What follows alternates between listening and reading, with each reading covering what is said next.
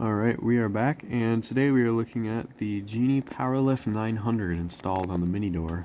My inner slide came in, so put this thing up.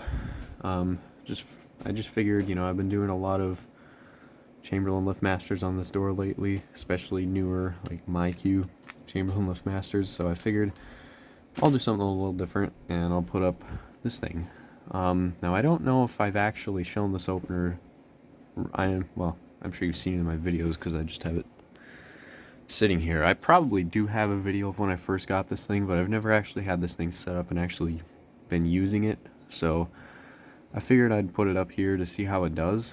Now I'm kind of thinking I might not leave it up for that long just because these aren't really the most reliable machines, but we'll see. So basically, this opener, I had to get a new inner trolley for this because the original one, which is actually right here, let's pull it out if it wants to. I don't make it grease all over me, but whatever. It's just missing the teeth. It never had the teeth when I got it. I don't know if that had something to do with it or with why it was replaced. But what I originally tried doing, pieces all the way back there. You can kind of see it sitting inside the rail there.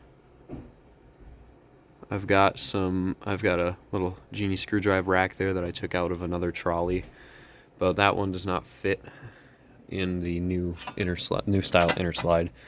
So I just ordered a completely brand new inner slide and got it working again.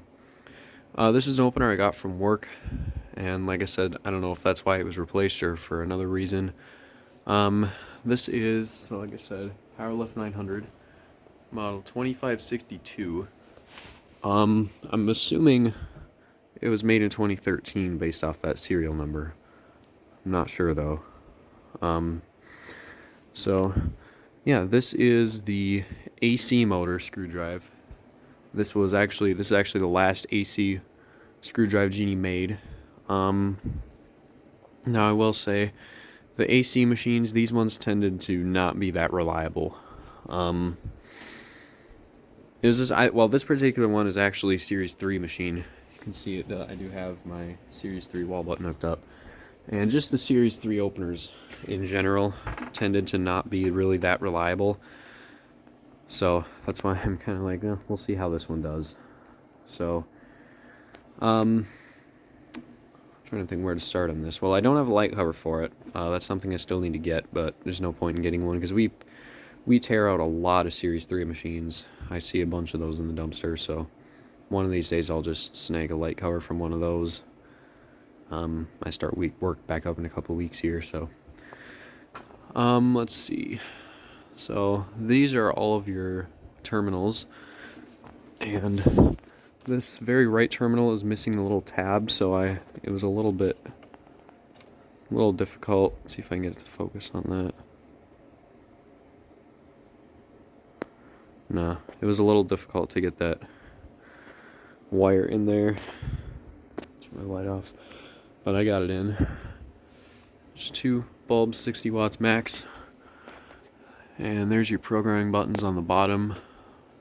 I was getting a little worried setting limits on this thing because I set the limits and then there was a red light. It wouldn't let me run it. But I forgot you have to set the down limit on these Genies first, otherwise it doesn't work. On top, so like I said, AC motor. Now this opener is so loud, and really the reason is because of this plastic piece on top of the motor is vibrating a lot, and there's not really a way for me to tighten it because it's just clipped in. It's got quite a bit of play to it, and it's just clipped in, so there's nothing I can really do to tighten it. So the motor's under here, and then back here are the gears that go to the travel module and all that stuff. And then the coupler and everything is all up in here, and then you've got the rail. This arm is from the 1035. So, and then I've got these sensors installed up here. So basically the problems with these openers, at least that I've heard of, sometimes it's just boards flat out dead. I know there's somebody that used to have a PowerLift 900. He tripped the sensors on his, and then it just completely stopped working after that. Hasn't happened to mine yet, but it could. The other issue I've heard about these things is that they were notorious for losing their limits like every couple of weeks or something. They would forget their down limit and you have to reprogram it. I'm surprised. I will say I'm surprised this thing has held its limits. One of the things I noticed when I had this machine apart a while ago when I first got it, and one of the things that I noticed was that for the travel module thing in there, there's not very many. If you think of an RPM sensor and how they have like the little slots in them, because the way the RPM sensor works, it's kind of like, if you think about it, how the safety sensors work, it's basically reading how many times, there's two little things sending a beam across each other, and it's counting how many times the beam gets blocked. So, and if there's not very many slots, it can't really read as accurately. So, and this one, from what I remember, there wasn't very many slots on this one, so that might be part of why. I don't know. So, I'm just using 2 out of 3 sections of this rail. Oh yeah, up at the header here. So I did have to swap out the header bracket because this rail is longer than the Chamberlain header bracket is. This is the pin that I'm supposed to use, except there's supposed to be a little thing that goes on the end to hold it on, which I don't have. So I had to do a little... I just kind of easily bolted it up here with these little skinny bolts. And this one's not even tight, but I mean, it works. It holds good enough. So yeah. So I do like Genie screwdrivers, as you guys know. But this particular one is not one that I would. Well, it's not one that I would want to put on my like a main door and actually use it. Like I said, I'm probably not going to leave this one up for too long. So,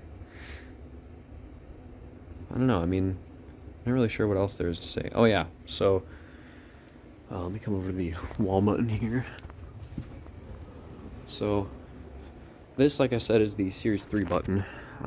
Basically, the way you tell the difference is the Series 3 button has black buttons on it. And basically, the way this opener works, it's like the new Chamberlain LiftMaster machines, that instead of just shorting 2 wires to run the opener, instead it works the same way as, like, the 880 LM. This sends an encoded signal to the opener. So it's got all the same functions. So you can actually kind of hear a little bit of like whine noise from the board when I hold the button down. And then the way the lock works on this button is you have to actually push and hold this for a couple seconds until you see it start flashing, and that's how you know it's locked. Then you just push and release it to unlock it. And this button obviously runs the door. So I never actually used that button before. And then I have just the G3T programmed, and then I have this Genie keypad programmed. I actually need to bring this upstairs because I'm not going to use that anymore. So we'll run this and I'll show you how it sounds, show you just how loud this thing is. So here we go.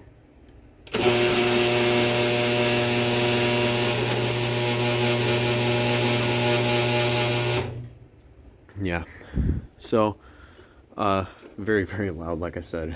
Now, one of the things I actually noticed about this machine, when it closes, these little rail sections kind of separate a little bit.